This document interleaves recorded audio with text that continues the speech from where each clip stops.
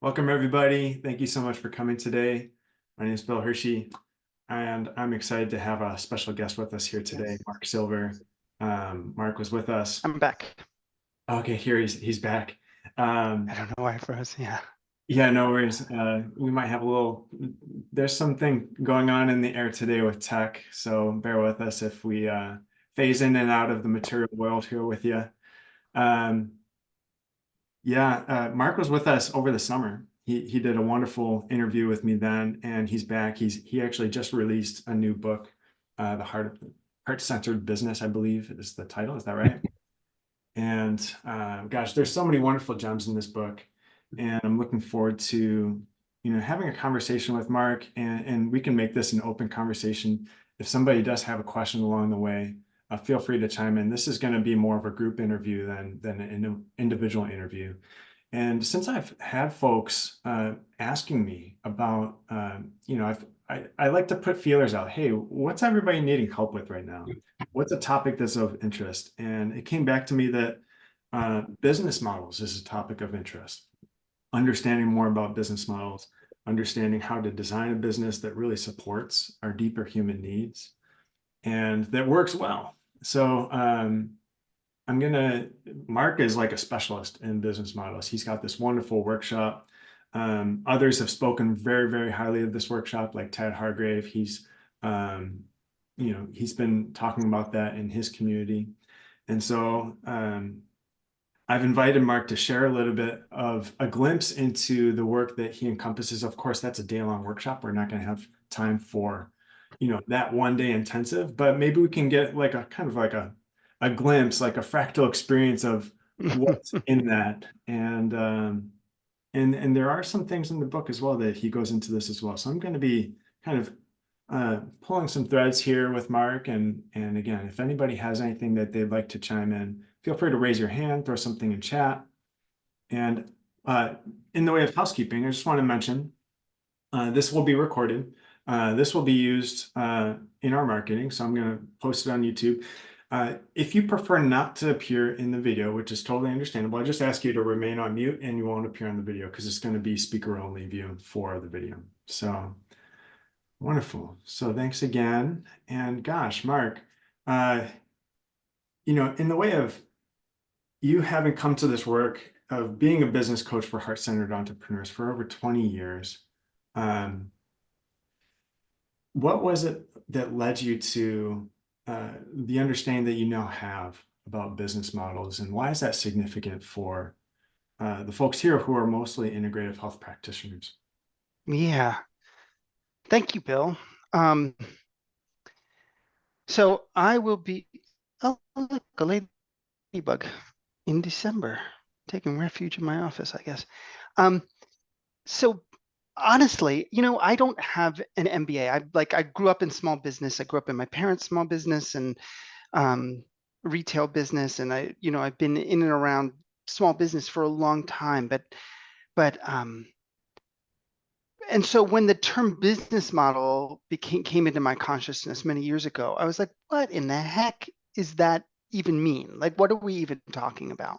What is a business model? It seemed like one of those business school terms that didn't really make any sense. And so, um, but I realized that business model is actually a very simple concept. And it's, the basic definition is like a business model is how money comes into your business. What is the array of offers that you have that brings money into your business? And it can get very sophisticated or it can be very simple. And I came into it because, and this kind of like makes a good segue into the first point that I wanted to make about business models, is that people were really running into walls that were really business model problems. So there's kind of three symptoms of a broken business model that I think bear mentioning here. One is that, and I'm kind of looking at my notes to make sure that my brain doesn't drop anything. Um, is when your customer just doesn't know what to buy or what to buy next, where it's just confusing. They don't they don't know how to enter your business. Like, what should I get, or where, it's like if there's not clarity there, that's a that's a sign of a broken business model, that there's not clarity there. A second symptom is when you're exhausted providing them or trying to market them, but you're still falling short of the revenue that you need. Like you're full up. I've seen people like, oh my goodness, I don't have any more room to take on any more clients or to do any more work, but we're not making enough money. And the classic simplistic approach to that is, well, raise your prices. And that is one thing you can do to a business model, but it's a business model problem. There's a lot of different ways to approach that. And then the third symptom is when you have too many offers and you're finding yourself trying to market a huge number of things, so that, again, it's overwhelming. It creates that lack of clarity with people. And as I was trying to help our clients solve these different problems, I began to get deeper and deeper into understanding, like, oh, okay, this is business model is, and this is the kind of, like, we really need to bring some thinking to it. We need to bring some thought to it. Yeah, so I didn't know if I can pause there if there's more rather than me just going off. Yeah, it seems that the sort of typical problems that you might diagnose around this topic of business model, the lack of clarity around what the next offer is when somebody moves through your service path, the sort of struggle of revenue or the struggle of having too many offers. I wonder also, perhaps, like, is it maybe a later stage business model problem that you would say is when someone's at capacity, um, and sort of kind of moving into sort of like a burnout business model kind of problem. Mhm. Yeah. Well, I mean, so it is extremely rare for a business that starts out with to be able to start the business with the same business model that they're eventually going to be successful with. Mm.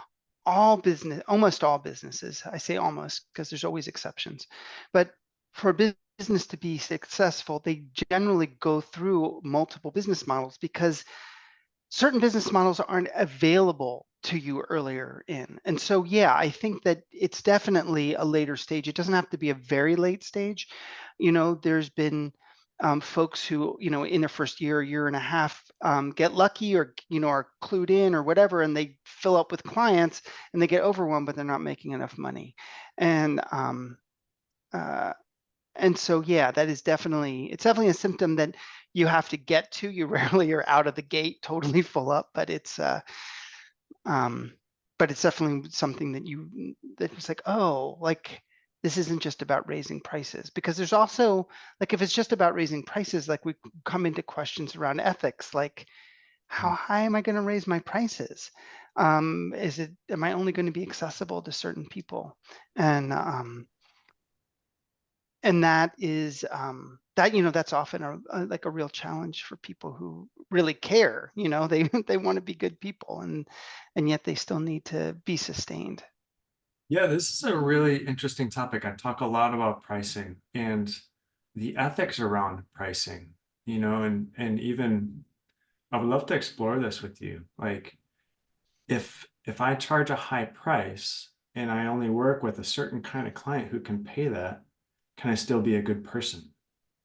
Like, how do we look at the ethics in a kind of, how do you walk your clients through the ethics of, um, maybe charging a high ticket offer? Yeah.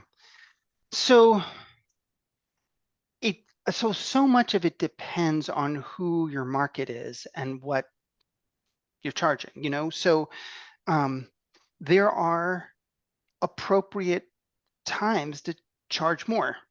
It's like I have there's a good number of our clients over the years who have been corporate consultants, and they've done consulting or work within large corporations, and you know um, get what you can get. Like, there's a lot of money there. They're often, like, supporting a lot of people.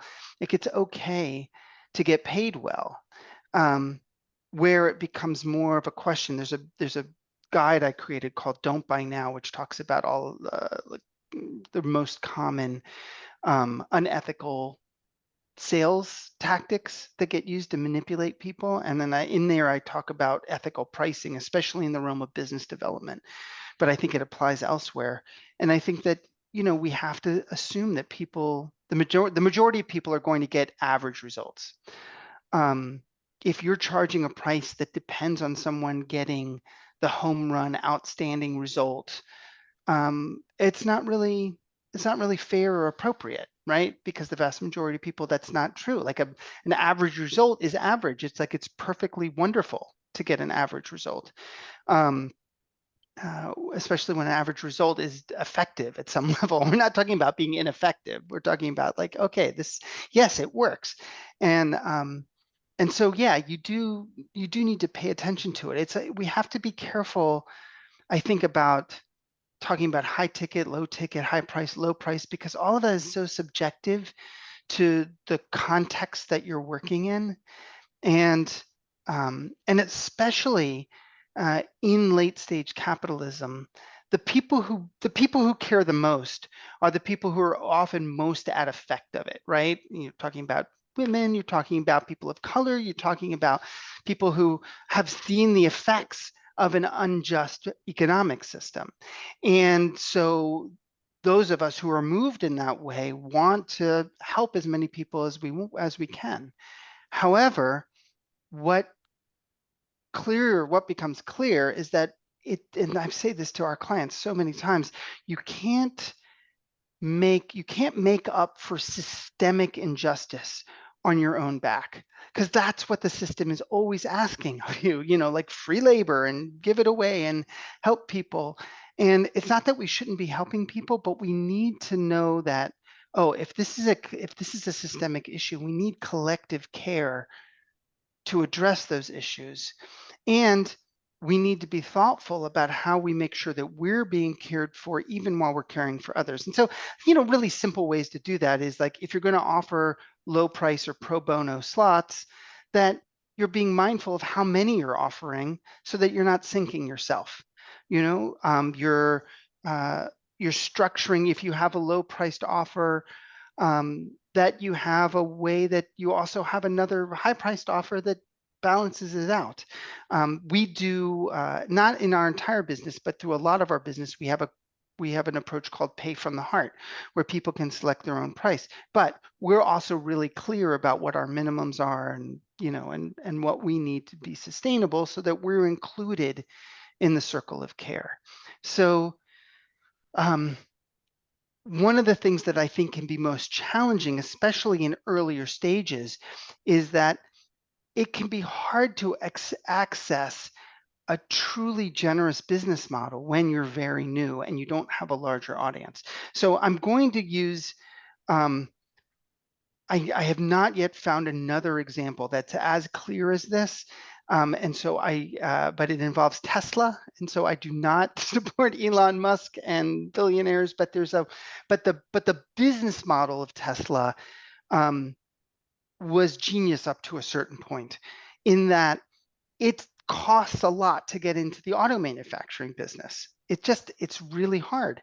And so, and they had the stated intention of democratizing, of making electric vehicles available to as many people as possible. So what did they start with? High-end, extremely expensive, custom luxury vehicles, because that was the only way that they could capitalize their business to get into the market. But then what they did is they followed through with their intentions.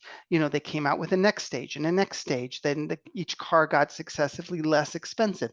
They made some of their technology public domain to make it accessible to everybody.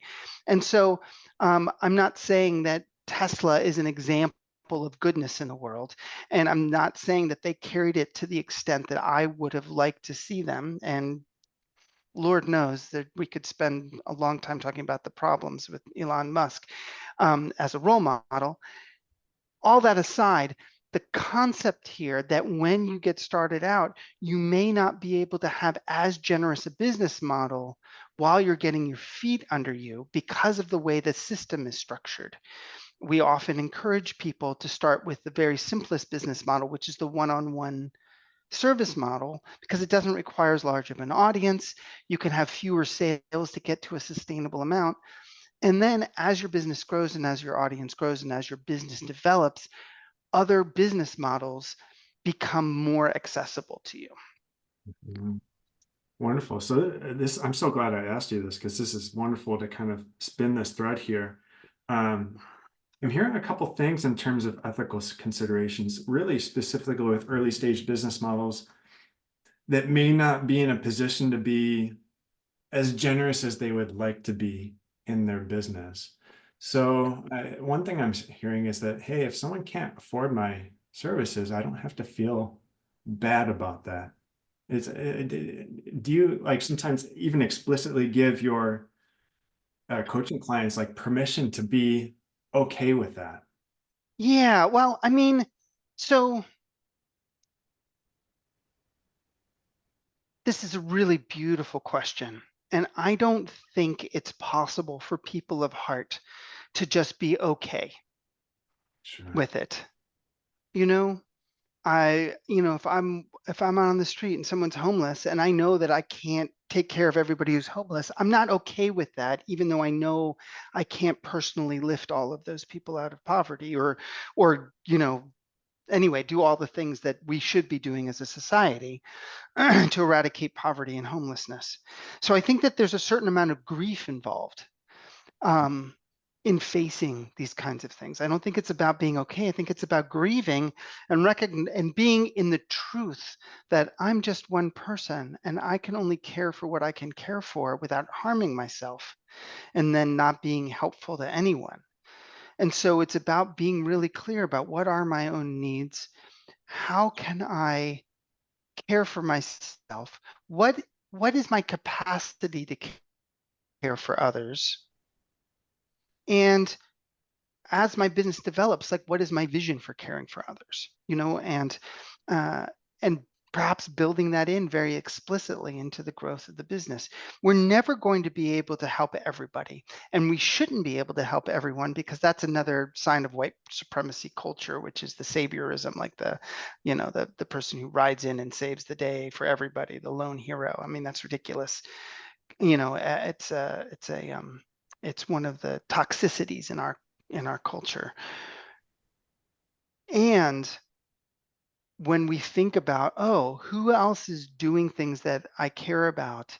How can I band with them? How can my business partner with them? How can we support one another in facing some of the challenges? Oh, I see that there are people here who need care that we can't afford. Are there enough practitioners around? Could we eventually, over the next few years, start a free clinic that we could all volunteer at a little bit to provide?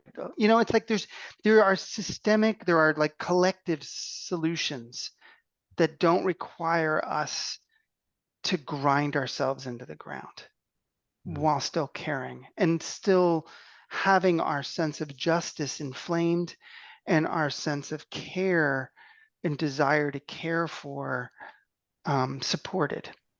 Mm. That was beautiful. Yeah, even just having this compass of care being sort of a guiding ethical consideration. That's so simple, that's so huge at the same time. And there's also, you pulled out this element of, I don't know if you use these exact words, but this is how I interpret it, setting proper expectations or um, being careful with what you're promising with a certain service, not to overpromise. And um, between those, is there anything more you want to say on that? And do you think maybe I'll just leave it there before I go to my third question. Nope, there you go. No, um, uh, maybe you can give me a little bit more context because there's a lot of different directions to go in with that, and I'm Yeah, curious. yeah. So, Oh no, we froze again. oh, really? Oh, Come geez. back, internet, come back, internet, come back. Okay, I'm back. Okay, gotcha. You didn't freeze for us. We could still hear you. Oh, could you? You Yeah, froze for me. fortunately. So you heard me calling out into the void. We were all frozen for you. Let's see here. So let's say, you have a high ticket offer. It's like, yeah, it may not be easy for everybody to pay into a given service, like a health package, a healthcare package that's going to take somebody through a couple months to help them get a result with their condition, right? Uh, Right.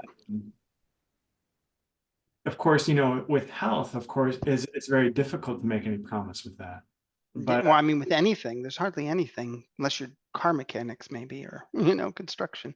But it's right, true, when you're dealing with the human spirit, you can't really promise.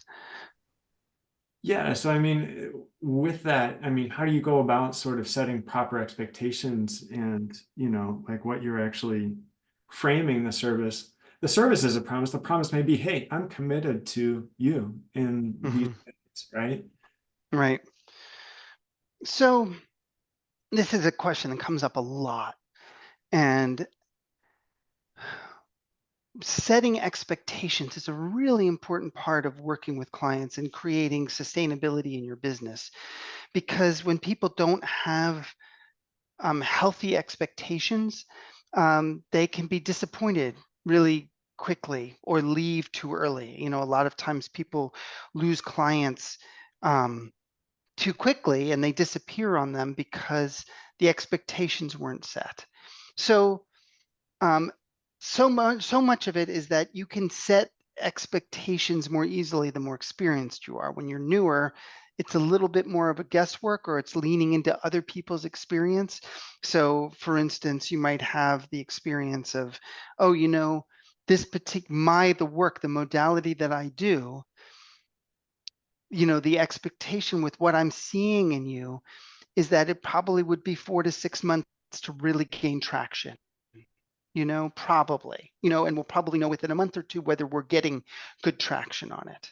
And in saying that, you might be leaning into, the teachers at your school, what they said, or other practitioners that have more experience. And then as you gain more experience, you might be able to say much more confidently from a place of personal experience, saying, yeah, I've seen a lot of people in your situation, and um, uh, there's a lot of variables, but I feel fairly confident that we could get some good traction in X amount of time. And I think we'll probably be working together for at least 4 to 6 to 8 months. And checking in all along the way to make sure that it's like you don't have to have this ironclad guarantee. Like that's not, I've seen that kind of bandied about in a lot of different business circles, and there's usually a lot of resistance to it in alternative healthcare, or any kind of healthcare. And I think that resistance comes from wisdom, uh, because you can't make promises, and you're not supposed to be making promises that you can't keep. Um, but I think that you can speak to expectations of what someone might, properly expect. Um, and if you're not getting traction, if it's been 4 to 6 weeks and you check in and go, maybe this particular approach isn't working for you. Maybe there's some other kind of help that you're needing, or there's a missing piece, or what have you. That comes in with your discernment as a practitioner. But yeah, setting proper expectations is going to be really important, because if you don't do that, people will come, once or twice or three times and go, oh, I'm not getting any progress, or, okay, I came for 2 months, and I'm done. And it's like, no, don't leave yet. We're not done yet. So it's like you want to give people a sense of what's realistic. When I talk to business owners, after observing businesses for like 23 years now and helping people, and we have a whole developmental model of how small businesses develop. We say, if once you start focusing on business development to go from complete startup, what we call creation, all the way into momentum, takes at a very minimum 18 months, but much more usually 2 to 3 to 4 years. And you're making money and seeing success and getting, things are happening along the way.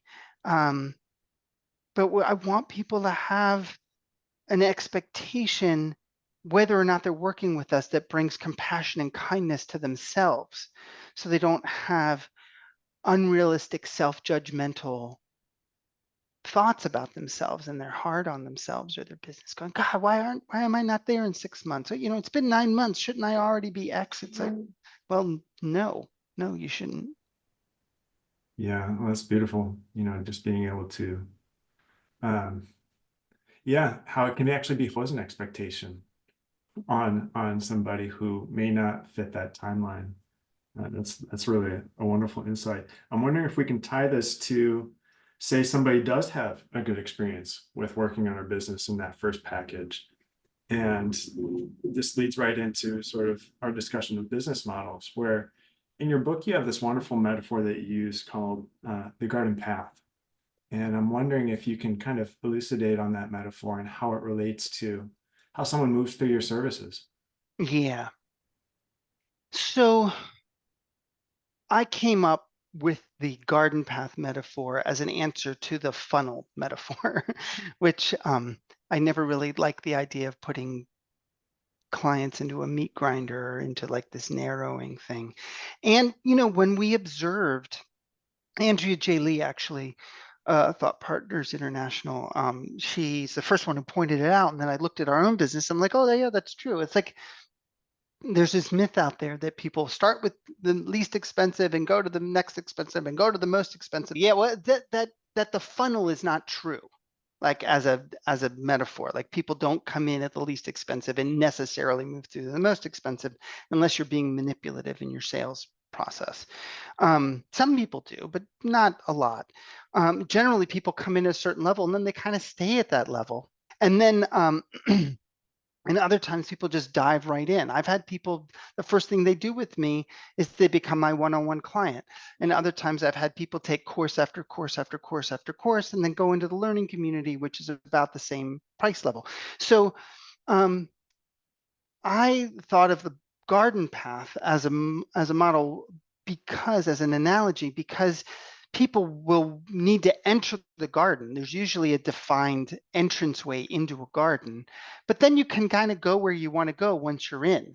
And there might be a few different entrances into the garden, but there's not, it's you don't want a garden that's just wide open that people can just walk in from any direction. You want to have some guidance there so people feel contained, feel like they're walking into it.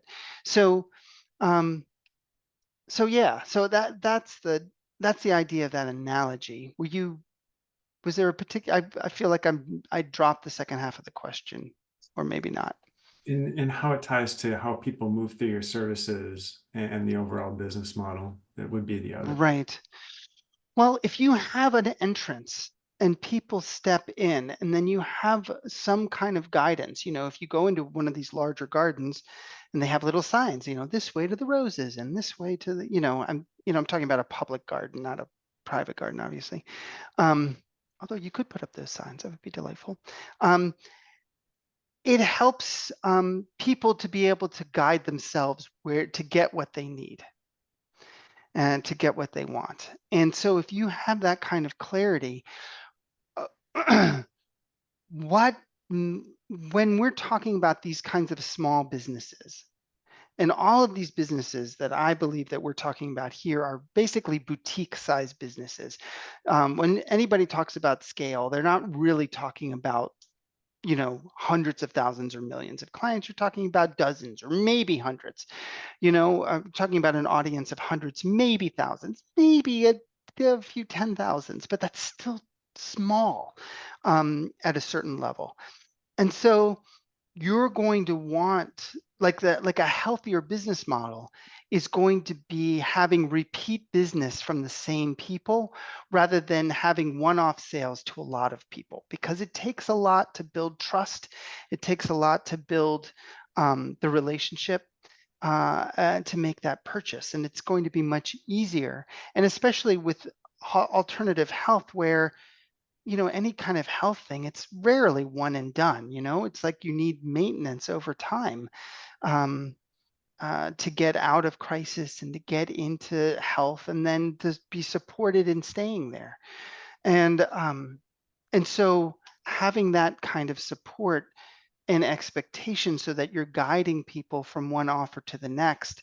And so they understand that when they're done with maybe the crisis part of the service, that they don't just fall off a cliff edge. They're not just like sent out into the wild. It's like, actually, you can you can explain it to them all in the beginning, like your healing model, if you have this kind of a model, saying, yeah, I think we're going to need to work intensely for a while. And then once you get to a certain level of health, then we can drop back and keep you in maintenance. And then once you're starting to feel really vibrant, there are ways or have that are very light touch that can really help you stay there and really blossom. And but you can build that into the thought process from the beginning, so that they have that sense of the span of what it is that you're offering, and not that and not just that, oh, I'm done and then that's it and there's nothing else. It's important because if someone's in a course of treatment with you and you haven't mentioned what comes next, you haven't mentioned that there's additional support, they may be saying, okay, I'm going to work intensely for 2 months or 3 months, and then this time that I'm dedicating and this money I'm dedicating is going to be freed up for something else. And then if you don't mention the next step until the very end, they may have already committed their time and their money to something else without having really even the chance to give consideration to the additional support that you can offer. And so by helping people see the whole business model, see the whole support model, the whole garden path, not to overwhelm them before they've even purchased, but to kind of like plan out, if you will, a treatment plan, if you want to use that language, helps them understand the journey that they're on and what's going to be available for them. And it can be then an easier decision down the road because it's already been simmering. Right. Yeah, it's like, someone usually comes to a health practitioner because they probably have some kind of acute condition, right? But then at some point they might go into maintenance mode. So you may have a different offer to support that. And I guess, you've worked with a ton of holistic health businesses over the years, and there's so many different types of retreat of business models for these guys. There's, membership model, there's concierge care, there's people who do retreats, there's like group therapy or group programs, there's Mhm. like packages. We even like people do like, community acupuncture, like ended up doing Mhm. really well out here on the West Coast. So I'm Right. curious, like, um, how does one go about finding what kind of, uh, even to consider these other options, how does one go about mapping out the possibilities, and how does one choose out of those possibilities how they want to craft their own garden paths? Yeah, it's a really good question. And we're not going to be able to do, like you said at the beginning, a really complete answer to this, but I want to give some prompts. The first thing that I want to say, not to contradict you, but I'll contradict just a little bit, is that it can often feel like there's 1,000 different business models. But the truth is that there's actually not that many. The creativity comes in how it's delivered and how you express it and like the personal touches you put into it.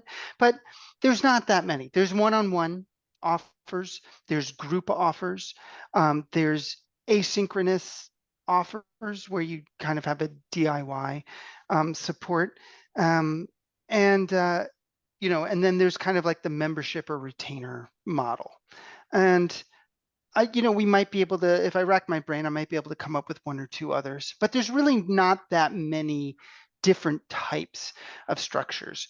Um, the business model can get a little bit more complex because a more sophisticated model combines different offers. Like you might have one-on-one work, and you might have some kind of a group model, and you might have some kind of a subscription that includes part of that, and so it can get a little bit more, as you construct it, a little bit more sophisticated. But 95% of the time when a client comes to me, goes, oh my God, there's a million things I could do. I'm like, there's not. Let's slow down and let's actually count them. And let's see what the options are so that you can just get your arms around it. So there are kind of three large, kind of broad stroke considerations when you're wanting to approach building a business model. And you can get really micro about different aspects of it, of each of these broad strokes. But the broad strokes are knowing yourself, knowing your clients, and knowing your finances. Those are kind of like the three kind of areas to get clear on. Getting clear for yourself, I call it getting intimacy with knowing yourself. Has to do with a number of different things. Has to do with like knowing what are your strengths. What are you really good at, and what are you honestly less good at? What are the things that you love to do, and what are the things that you don't love to do? What are that's a lot of it. It's like, how much time do you need? How do you like to work? I've had people who work really well in 30-minute increments, other people who really want to spend 90 minutes with someone and go deep. People who work much better in groups and other people who work much better one-on-one. And then there are people who are like, who don't mind doing some of the admin work, and people who really hate doing anything but being in front of the clients. If you really want to have a robust business, then you're going to have a business model that supports enough to pay someone else to do some of the other business running stuff. This gets expanded when you move from being a solo practitioner to having a clinic or having other people working with you. And then you have to be familiar with your team. What are the strengths of your team? What are the weaknesses of your team? What do they really love to do? What do they do quite naturally? And so getting to know yourself so that you're not, this self-knowledge, what it does is it keeps you from copying somebody else's business model that seems like a good idea, that works really well for somebody else, but is not any good for you, is not any good for you. It's like the last thing we want to do is create a bunch of cookie cutter businesses. Like, you want to create something, if you like doing one-on-one work and that's all you want to do and you're really good at it, then don't worry about other kinds of business models. Like there will be other people who can provide those other business models that you can always refer people to. Anyway, so there's that. Then there's being knowledgeable about your clients. Depending, one of the real basics that comes before really deep work with business models is some of the business basics of just knowing who is your audience, being able to identify your audience. What do you help them with? This is a whole topic, and I don't want to get too deep into it because it causes a lot of distress for people that don't have the clarity yet. But when you are clear on your audience, it helps with the business model a lot. There's going to be a difference in the kind of offers you might provide. Like if you're working more with executives and professionals, or if you're working with moms, or you're working with, and it's not like a mom can't be an executive, right? Of course, moms can be executives, but depending on the kind of work that you're doing with people, there's going to be a role that's primary, right? There might be issues around reproductive health that makes the mom role more primary in terms of how you're relating to someone. And there might be issues around stress and overwhelm and anxiety that where the executive might be the more primary. I'm using very broad strokes. These are generalities, of course, but what it can do is it can define, like, okay, well, when are my people generally available? Oh, wow, maybe I do, if I'm working with professionals, do they have control over their schedule? Can they come see me during the day, or do I need to have off during the day and have some nighttime, appointments or evening appointments? It starts to, are these folks who are fine to be in a group, or do they, are you dealing with issues around sexuality and you're not going to be having people in a group unless there's a lot of trust? It's like there's knowledge of your clients and how you're working with them is part of how it helps to define what offers are possible.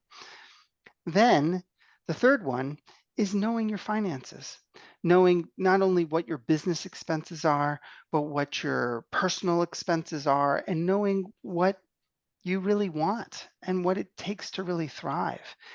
And this also includes, going back to this is how they interact with each other. Like if you know you need a certain amount of downtime in order to be able to function well with your clients, some people book back to back to back, and other people need more spaciousness between clients to be at their best. If you know you need more spaciousness, you can argue with it, you can get upset about it, or you can just accept it and build it into the business model. And that's going to affect, okay, so how much do I charge? How do I get creative with my business model so that I don't have to be charging $10,000 a session, but I can still make the money I need, knowing that I need a certain amount of downtime. And going really deep and micro in each of these three areas, they start to alchemically, if you will, start to inform one another. In the process, we have a whole spreadsheet and how we like start to play with business models when we do this intensive, but it's it can be a really illuminating process when you're willing to be honest with yourself in this way and start to play with it and go, oh, okay, wow, I see what's possible here. People are often surprised at the kind of numbers that they can reach, that they thought were more limited, if they're just honest and a little bit creative in how things go together. So this is really it, the creative thinking, and not just accepting, what other people are doing, but actually crafting a business model that really works for us. And I'm wondering, you clearly have a wonderful framework for this. I wonder if you can give us like maybe a simple prompt or two that would help us. And we could even do it here, if everybody's up for it. Maybe raise your hand. Would you all be up for doing a little something? Just like, yeah, okay. Mark, I know we're not going to be able to do everything in a short little bit, but what would be like a simple prompt that would help somebody get the juices flowing in terms of, seeing the synergies that can happen between these three key areas? All right, let me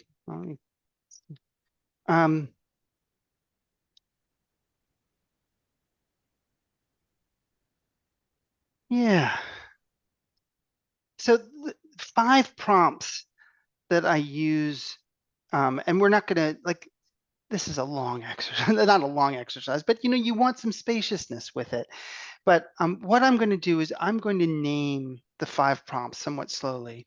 And since we have a very limited amount of time, I want to encourage you to just pick one that draws you, that you will go, oh God, that's a surprising question, or there might be some surprising answers there for me to look at.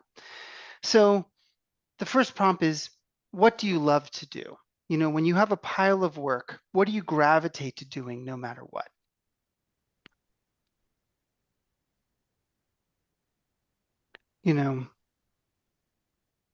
What don't you like to do? When you have a long to-do list, what do you tend to neglect?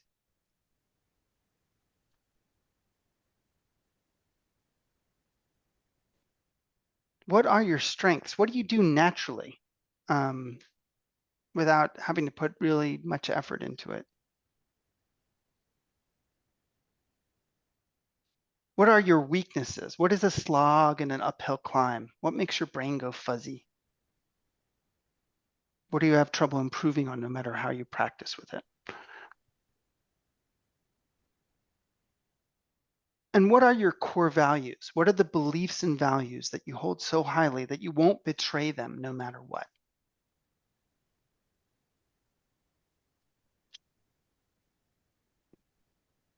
You can see how broad this could be.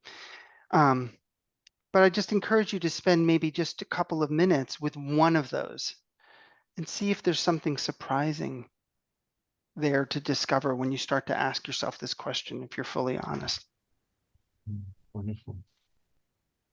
Yeah, so I'm going to put up the timer here, and I'll call everybody back in a couple minutes, and maybe we can open up and see what people have to share.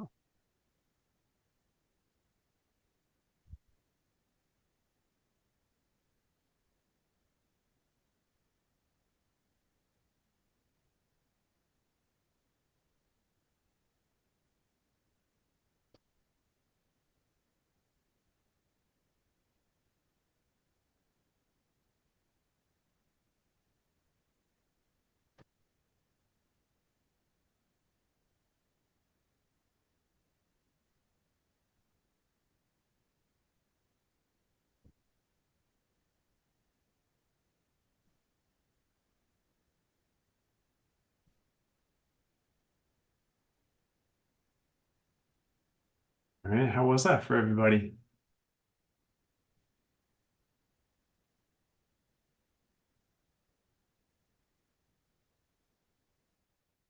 Anything surprising or confirming, or even just questions like, gosh, like I want to explore this more.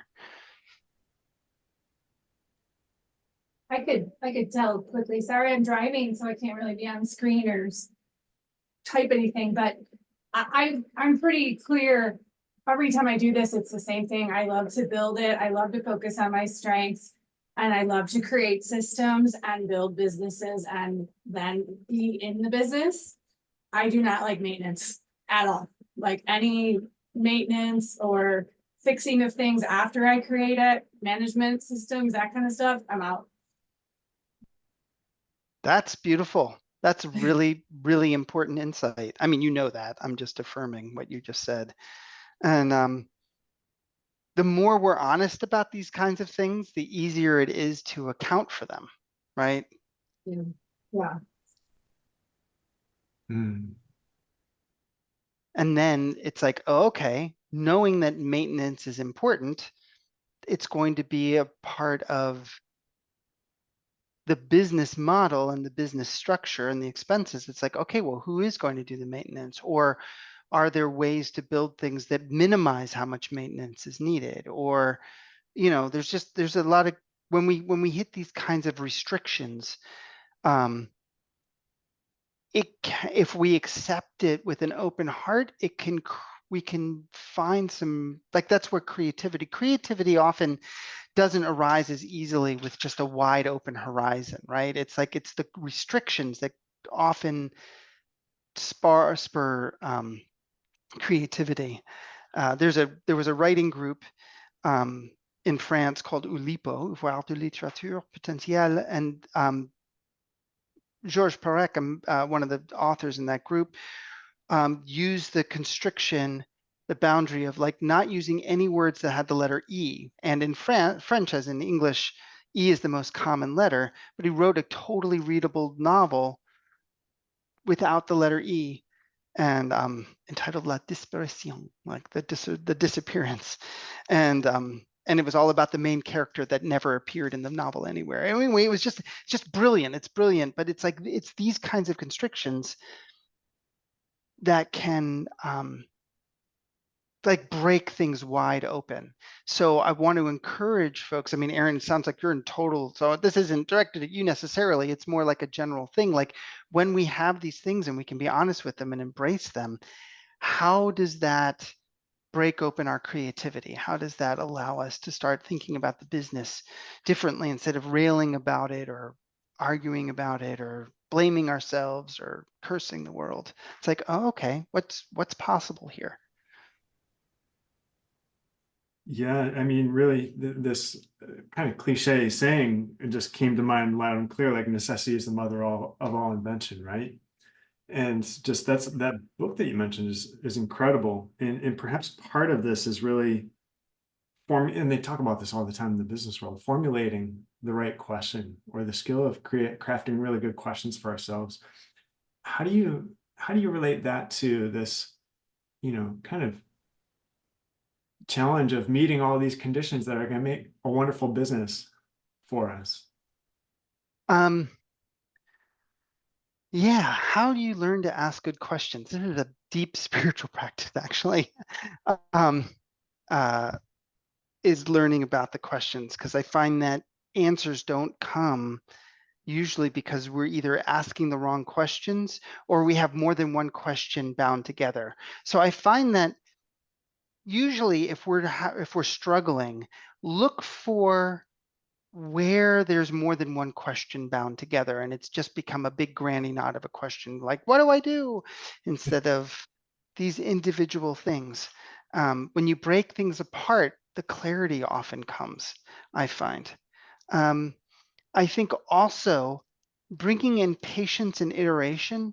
So some people are very visionary. I'm not one of those people, but some people are very visionary and they're like, oh, this is the big thing that I want to create. Well, what if you didn't have to get there this year? What if that was a few years off? Like, what is the next step that you can feel somatically in your body. What is it that, what does that look like? And then what would the business look like if it were there? You know, it's like, oh, okay, we're going to go from X revenue to Y revenue, or we're going to go to X number of clients to caring for Y number of clients, or we're going to whatever it is. What's the next increment?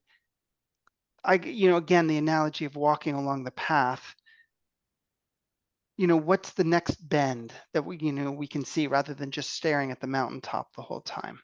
When I think about a client who was stuck at about 50K a year, and they knew, like, to be really comfortable in a big city and cover expenses and retirement and everything, they were really trying to get to like 150 or more. But the next thing that they could feel, it's like, you know what, for where I am and what's going on and some good ideas that popped up, I could imagine 80. I could see how the business could generate 80,000. I could see how it could service that many people in these ways, and I could see how I could shift my offers so that this is included. And then we were talking about, instead of doing like 1 to 2 hour workshops that she had been doing mostly for retreats, for marketing and to generate a few $100s, it's like, well, what if you did like a weekend intensive that cost more and was generating $5,000 for the weekend instead of a few $100s, and it's mostly profit? And she goes, oh yeah, and then, oh, that's how I could add $20,000 or $30,000 to my revenue this year. So anyway, you can start to see the next step, and when you get to that next step, then you can see the next vista. And I just and so it's, too many questions, looking too far ahead. That's often where I think a lot of people get tangled up. Mm. Yeah, wonderful. Mark, I'm sure you coach a lot of people through, maneuvering their business through different phases of life, as life circumstances change. It's true. What do you have to say? How do we, I think you used this term in the beginning, that business models are a very iterative process. Yeah, I mean, I've recently coached a few people who had built up extremely successful businesses and were either supporting them in moving towards selling them, or teaching the next generation of people to do what they do as they move into retirement. And it's just such, I think that one of the things that we don't often learn in this culture is what is enough. This one of my clients was looking to sell her business, and she's like, I want to get a certain amount for it, but I don't need to get top dollar. Like, it's more important that the right person have it. The other person was like, we need the next generation of people to take this on. I'm not trying to maximize profit. It's like, and so there's an understanding of what is most important to us, that we do need to pay attention to money because that's the culture we're in. It's something that deserves some attention. And sometimes in certain phases deserves a lot of attention, needs a lot of care. But we really want to just have our heart open to what we're being shown and what the next step is and what's unfolding for us. And, I come with a lot of experience. You come with a lot of experience, Bill. All of us here have experience in different things. And, that can be really helpful if somebody's walked a path before, walked a similar path before. Like, it can help us, like, yeah, you probably want a few snack bars for that version, or make sure you have enough water, or whatever it is. But it's, you don't, just have to stay humble and just listen. Small group coaching group that I run, like, I provide tactical support all the time and ideas, but a lot of it is like, what's your heart saying? What's the heart of your business saying? Are you taking the time to really listen deeply? What are you being shown? And I think it's a really important balance between listening really deeply within and taking in any outside information that can be helpful. Mm. Yeah, that's wonderful. Gosh, Mark, is there anything you want to mention about your book in closing? I'm going to put the link in chat for everybody in case anybody's interested in checking it out.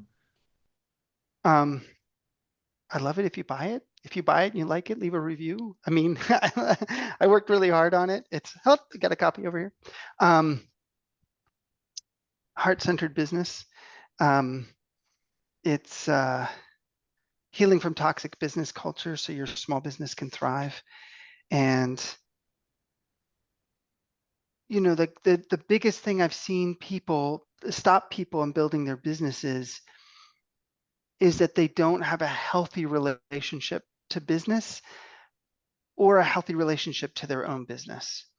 And you know, I start out the book.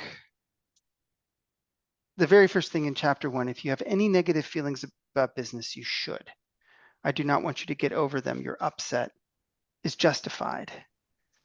I want us to gain collectively that all important thing of like when we're uncomfortable emotionally, not staying in abusive situations, of course, where we're being harmed, but when things are uncomfortable, to pay attention to the wisdom of our reaction, but also to lean in and discover, is love available? Is there a path forward here? Is there a way that things can work rather than just turning away completely? And because we desperately need healing in the realm of business. We need heart-centered businesses. It's not the only thing we need. We need a lot of other things in this world, but the healing in business is one of the things, because business has been so destructive. And so those of you who are trying to build heart-centered businesses, I want you to be super successful, because I think it's part of the fabric of what we're needing in this world. Oh, so beautiful. Gosh, Mark, what a treat to have you here. Everybody enjoy that? Yeah, thank you so much. And gosh, what a wonderful takeaway. This is what I'm going to take away, for developing our business, developing a business, really just knowing these 3 things, knowing ourselves, knowing the people that we're serving really, really well, and really knowing our finances can help us have the success that we're looking for, the fulfillment that we're looking for through our businesses. So gosh, Mark, thanks again. Hope you all had some takeaways of your own. Feel free to continue with these wonderful question prompts that Mark offered here with us today. Feel free to email me if you want to share anything from what you got out of today. Mark, any final words from you? If you're in really good hands with Bill. If you're curious about what we do, we're at heartofbusiness.com. And you're welcome to check us out. Okay, thanks everybody. Thank you so much, Mark. Look forward to, maybe we can do this again sometime. Inshallah. Thank you. Blessings to you all. And thank you, Bill, for hosting me. I'm really honored and grateful that you're doing what you're doing in the world. Likewise, you too. And gosh, hope everybody has a blessed day. Take good care. Until next time. Peace.